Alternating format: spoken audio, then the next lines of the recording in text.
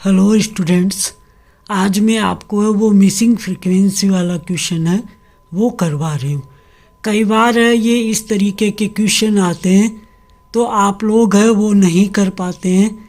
ये क्वेश्चन है राजस्थान यूनिवर्सिटी में 2008 में भी आया हुआ है, तो आप देखिए कि इसको हम किस तरीके से सोल्व करते हैं।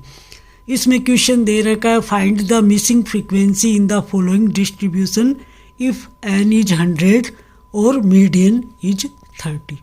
तो जो क्वेश्चन दे रखा है उसमें मार्क्स दे रखे हैं, नंबर ऑफ स्टूडेंट्स है वो दे रखे हैं। तो दो जगह आप देख रहे हैं 10 से 20 है, उसमें है एक तो missing frequency number of students, दूसरा है 40 से 50 है, वहाँ पर नंबर ऑफ स्टूडेंट्स है, वहाँ पे क्वेश्चन मार्क। तो यहाँ पे हम क्या करते हैं कि जो फ्रीक्वेंसी है, जो क्लास इंटरवल है 10 से 20, उसको हम x मान लेते हैं और जो 40 से 50 है उसको हम y मान लेते हैं। अब देखिए हम आगे है इसको सोल्व करते हैं। तो इसमें आप देख रहे हैं 0 से 10 नंबर ऑफ स्टूडेंट है 10, और हम फिर इसकी जो क्लास फ्रीक्वेंसी है वो क्यूमुलेटिव फ्रीक्वेंसी है वो बना लेते हैं। तो 0 से 10 है 10 से 20 में है जो x मिसिंग, जो हमारी जो फ्रीक्वेंसी है x माना है हमने, 20 से 30 है वो 25 है, 30 से 40 है वो 30 है, और 40 से 50 है वो y जो मिसिंग फ्रीक्वेंसी है उसको हमने माना है, 50 से 60 है वो 10। अब जब हम इसकी क्यूमुलेटिव फ्रीक्वेंसी बनाते हैं तो 10 plus x 10x plus 25 35 plus x 35 plus x plus 30 तो 65 प्लस x और 65 प्लस x फिर y, तो क्या आ जाएगा 65 प्लस x प्लस y, फिर है 10 तो 75 प्लस x प्लस y। यहाँ तक आपके समझ में आ गया। फिर हमारा आता है जो m यहाँ पे क्या है, मिडिल आइटम। तो मिडिल आइटम निकालने के लिए हम क्या फॉर्मूला लगाते हैं, n/2, जो कि n है। आप देखिए इसमें n का मान है वो 100 दे रखा है, तो इसमें हमारा मिडिल आइटम है वो कौन सा हो जाएगा, 50वां आइटम 100/2। तो ये जो 50 आइटम है वो हमारा हो जाएगा m = 50। अब हम देखते हैं कि ये जो 50 है वो कौन से ग्रुप के अंदर है, कहाँ पे स्टैंड करता है। तो आप क्यूमुलेटिव फ्रीक्वेंसी में देखिए कि 50 है कहाँ पे है, 65। तो 65 है तो हमारी ये लाइन कहाँ से चलेगी, कहाँ से, कौन सा होगा, यहाँ से और यहाँ से। इतना आपको समझ में आ गया। तो इसमें हमारी क्या होगी, ये लोअर लिमिट है, ये अपर लिमिट है, ये फ्रीक्वेंसी है, और यहाँ पे हमारा जो 50वां आइटम है वो यहाँ पे स्टैंड करता है। और जो हमारा C है, C क्या होता है हमारा, cumulative frequency of preceding median class, वो हमारी यहाँ पे स्टैंड करती है। अब चलिए मैं आपको ये क्वेश्चन है वो करवा देती हूँ। तो इसके लिए हमें क्या करना है कि हमारा जो फॉर्मूला है, क्या फॉर्मूला है हमारा, मीडियन = L1 प्लस I/F और ब्रैकेट m-c।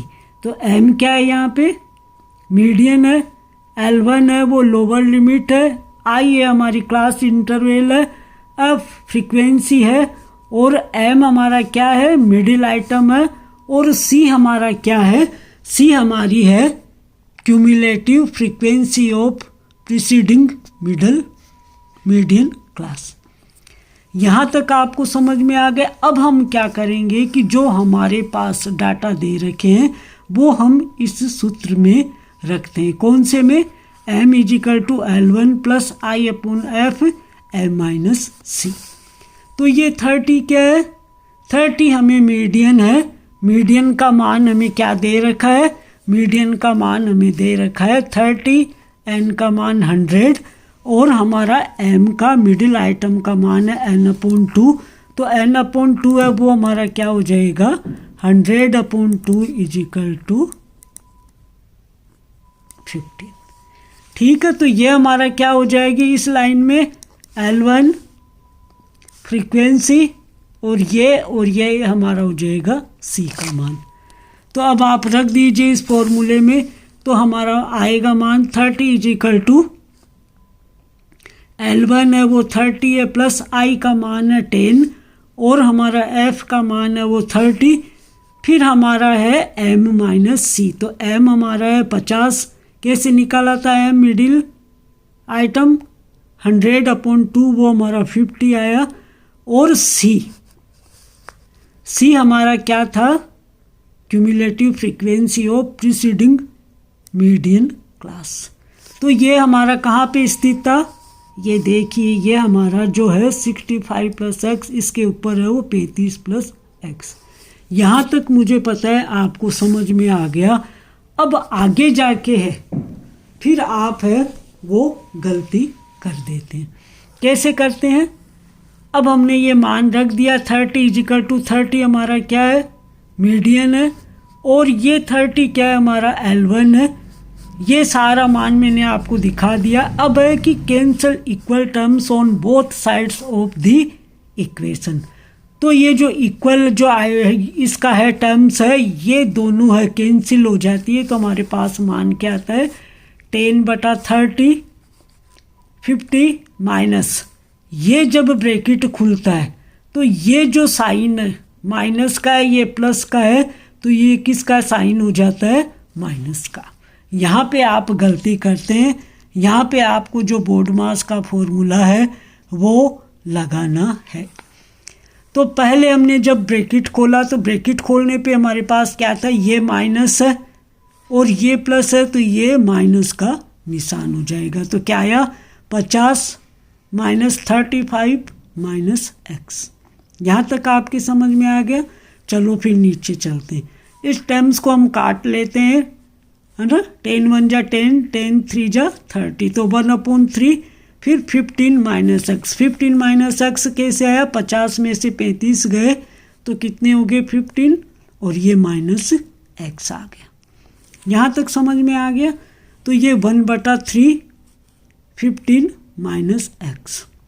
ठीक है, अब हम आगे चलते हैं। अब इस ब्रैकेट को खोलते हैं तो क्या होगा 1/3 × 15 - 1/3x। यहाँ से आपको टर्म है वो समझ में नहीं आती है, क्योंकि आपको जब तक बोर्ड मास का फॉर्मूला नहीं आएगा आप यहाँ तक तो सोल्व कर लेंगे। एक आप गलती करते हैं, यहाँ पे जब मिसिंग फ्रीक्वेंसी दी हुई होती है तो जो बाहर जो निशान होता है, यदि यहाँ पे प्लस होता तो ये प्लस हो जाता, यहाँ पे माइनस प्लस है तो ये क्या होगा माइनस, और यदि यहाँ पे भी माइनस है और यहाँ पे भी माइनस है तो वो क्या हो जाता प्लस का। तो अब यहाँ तक आप आगे समझ में आ गया आपके 1/3x। अब इसको हम काट देते तो ये आएगा 5 - 1/3x। तो 0 = 15 - x, तो x का मान हमारे पास आया 50। अब जो 10 से 20 जो हमने रखा था 10 से 20 के अंदर जो हमारी x थी, यहाँ पे जो क्वेश्चन मार्क था और जो x है, x को हमने क्या करा एज्यूम किया, जो फ्रीक्वेंसी क्लास 10-20 था उसको x से हमने एज्यूम किया, तो x का मान हमारे पास क्या आया है, x का मान आया हमारे पास 15। ठीक है, तो x का मान है वो हमारे पास 15 आया। अब हम बात करते हैं दूसरी बात क्या करेंगे, जहाँ पे हमारे 40, 50 और जो दूसरी मिसिंग फ्रीक्वेंसी है y। ठीक है, कौन सी है दूसरी मिसिंग फ्रीक्वेंसी हमारे पास है y। अब इसको हम कैसे निकालेंगे, तो इसको निकालने के लिए हमारे पास है वो n = है वो 100 दिया हुआ ये आप देख ही रहे हैं। तो 100 में से क्या माइनस हो जाएगा 100 - क्या होगा, सबसे नीचे वाली फ्रीक्वेंसी 75 प्लस x का मान हमारे पास क्या आया था 15 और प्लस y। तो निकालिए ये कैसे होगा बताइए। अब कैसे आएगा ये बताइए, आप जोड़ लीजिए क्या हो जाता है बताइए जोड़ के। 100 माइनस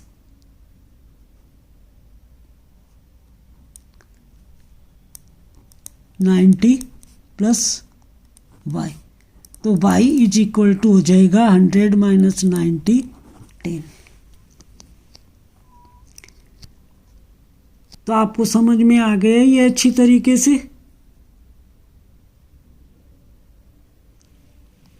मैं आपको दोबारा और दिखा देती हूँ। ये कैलकुलेशन है वो इम्पोर्टेंट है, क्योंकि यहाँ पे आप जब ये ब्रैकेटर खोलते हैं तो ये माइनस प्लस की गलती है वो अधिकतर कर देते हैं।